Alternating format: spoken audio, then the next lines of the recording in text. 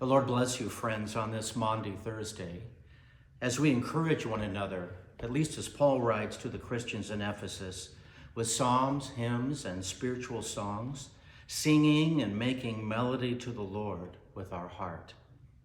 Holy Week is that week when we do not complain about the discipline of worship. For each worship service draws us into an ever deeper knowledge of God that resonates in our spirit.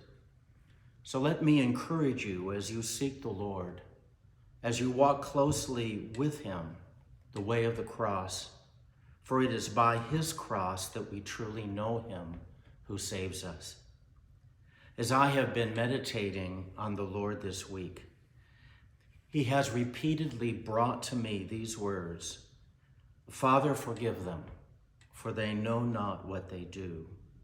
This is taken from Luke chapter 23, verse 24.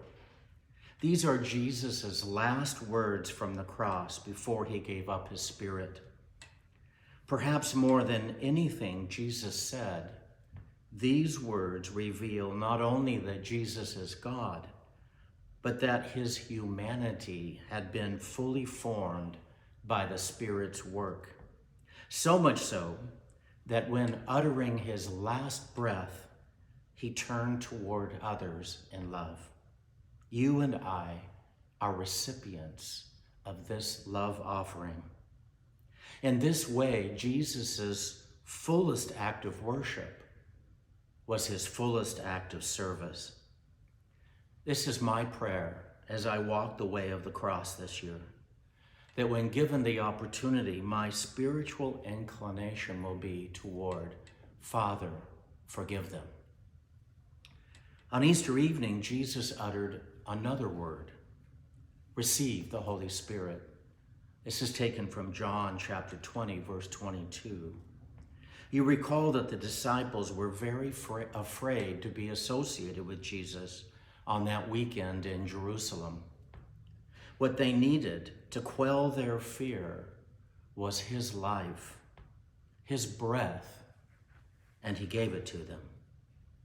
Then he offered these words, if you forgive the sins of any, they are forgiven. Friends, the meaning of the cross and the empty tomb can never be exhausted, because the love that forgives is the Father's divine gift to the saved. Receive it. This grace of forgiveness mends human hearts where our wills have been bent around sin, and offered to those who have offended or wounded us. It restores them and it restores us, removing the dividing wall of hostility and enmity that will remain if we don't. Jesus' blood offering is for true fellowship with him and others. In these days, remember those who have been separated from you.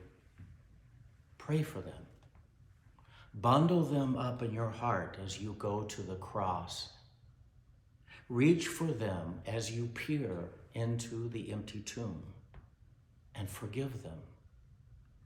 May the glory of Jesus shine in and from our hearts so that his saving work may renew the world and people everywhere may hope anew in him.